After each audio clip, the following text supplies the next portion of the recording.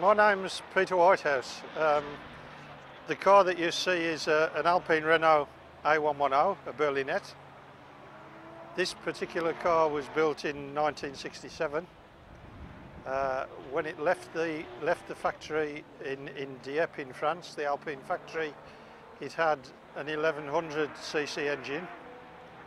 When I bought the car in 1991, it had been involved in a serious accident and had severe damage to the front of the vehicle.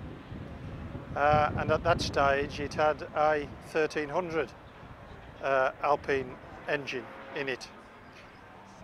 Over the next 3.5 years or so, I rebuilt the car completely from scratch, and as you see it, everything on the car was done by myself with the help of a very good friend of mine who was an expert in fiberglass.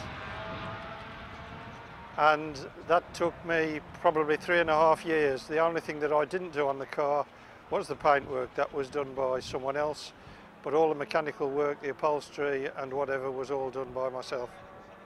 At the moment it has a Renault 1400cc Renault 5 Gordini engine in it.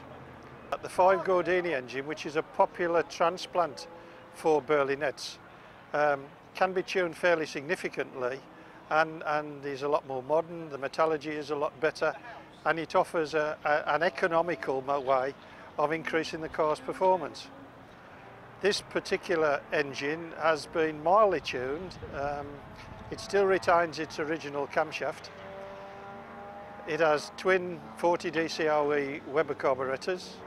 It's been balanced and ported. The compression ratio has been increased to about 11:1, and it measures 125 brake horsepower now when tested on a rolling road.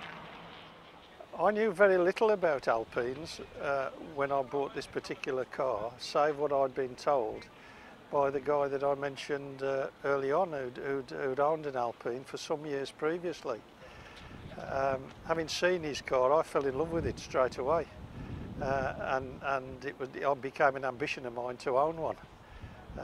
Realistically, the only way that would be possible would be to buy a car that needed restoration. Buying a car in first-class condition was beyond my means totally. Which was how I came by a car this written-off car that had suffered severe accident damage, and I was able then to restore that over a period of time. But what do I like? The shape is timeless.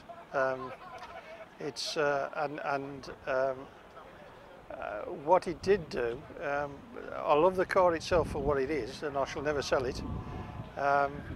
But also it introduced me to a number of Alpine enthusiasts in the UK, on the continent. I've met wonderful people.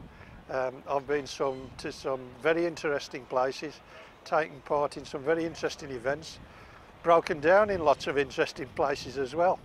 And that in itself has been an experience, because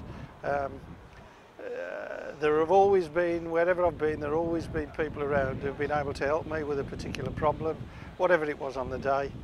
And as a consequence of that, I've been able to return the favours when other people have been in trouble with their Alpines. But its looks, it's tactile, it goes very well. It still can outperform modern cars around corners in dry weather, of course. It's a bit more of a handful when it's wet, but it's wonderful.